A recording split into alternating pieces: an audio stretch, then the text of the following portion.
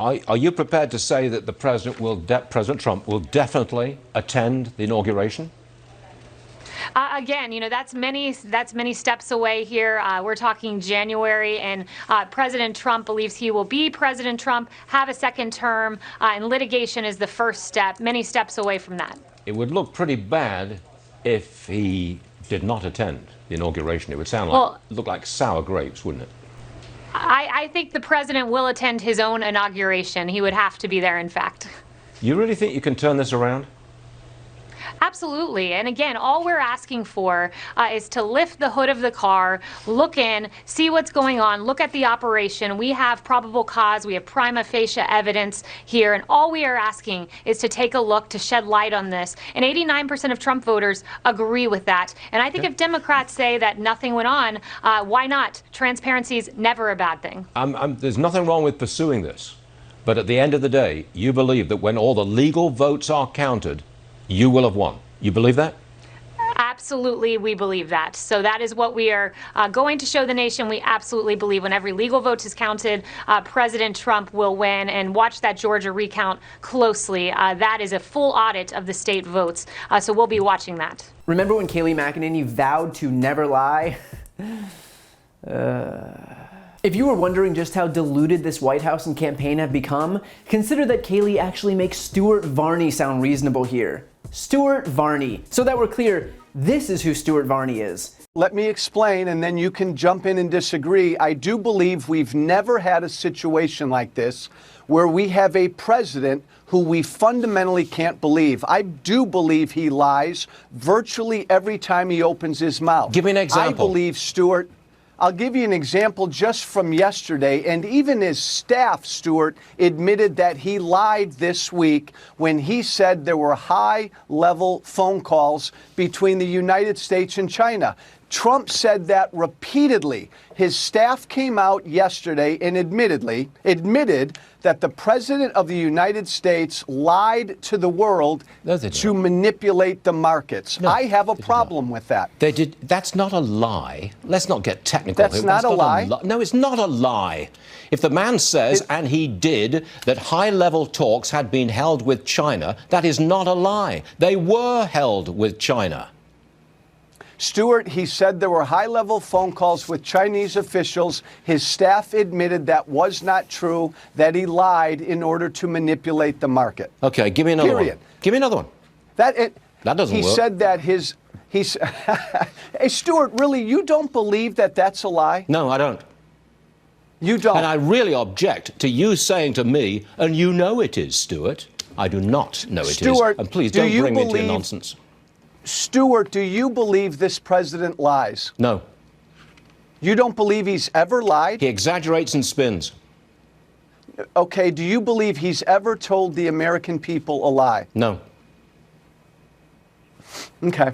Do you realize how hard Kayleigh needs to work to sound like the deluded one here? Most telling here is that Kayleigh believes Trump will win, and that litigation is the route to doing that. And she unwittingly gives the whole game away here. Because in fact, the Trump campaign is relying on the courts to win. Not the votes, the courts. He's trying to use the courts to actually nullify votes. And if that sounds like he's trying to steal the election, it's because that's exactly what he's trying to do. But the issue with Trump's autocratic efforts is that he and his team are as incompetent as they come.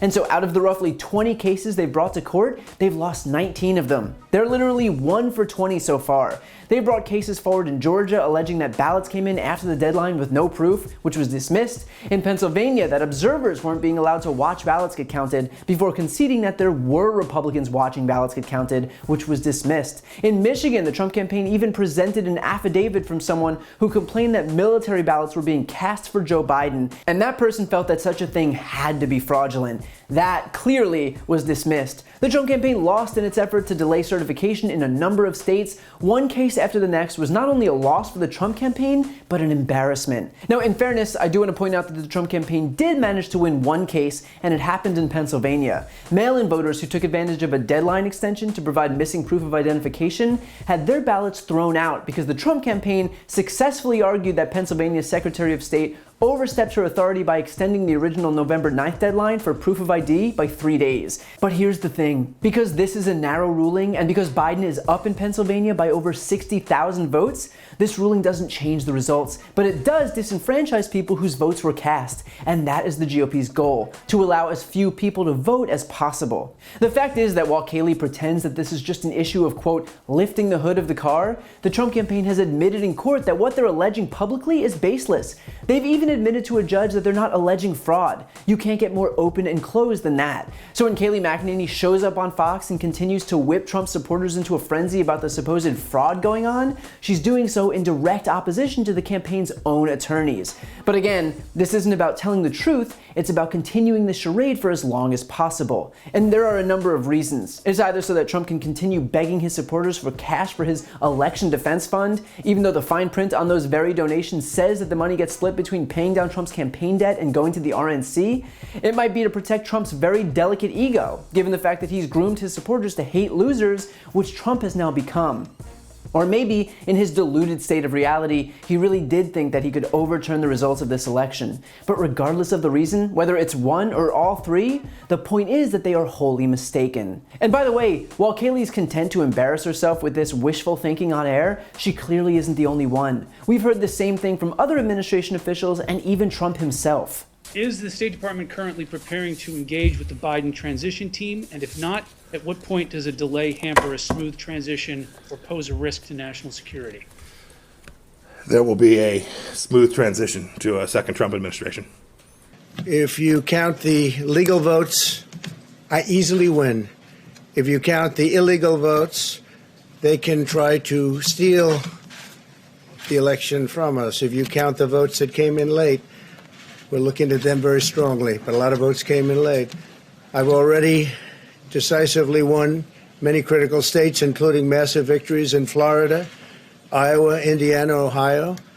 To name just a few, we won these and many other victories despite historic election interference from big media, big money, and big tech. The fact is that whether these people are lying or whether they're actually so deluded as to believe what they're saying is irrelevant because none of it is true. By a margin of 306 to 232, Joe Biden has won the Electoral College. States have already begun certifying their results. Donald Trump and his administration have no way to change these numbers. And to their dismay, trying to manifest a different outcome by saying it on Fox News isn't exactly going to do the trick. What they might consider, instead of wasting their own and everyone else's time, is conceding the race and assisting Joe Biden with the transition so that the American people are protected. But of course, they won't, because this was never about protecting us, it was always about retaining their grip on power.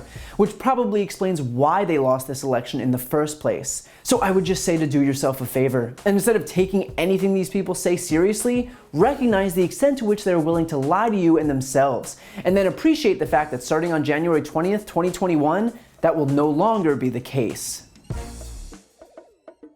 If you like this video, please check out my podcast, No Lie with Brian Tyler Cohen, where I take a deep dive into the week's most important stories and interview major players in politics, including Kamala Harris, Katie Porter, Adam Schiff, Nancy Pelosi, Eric Swalwell, Mary Trump, Al Franken, Cory Booker, and many, many more. Again, that's No Lie with Brian Tyler Cohen, available anywhere you listen to podcasts.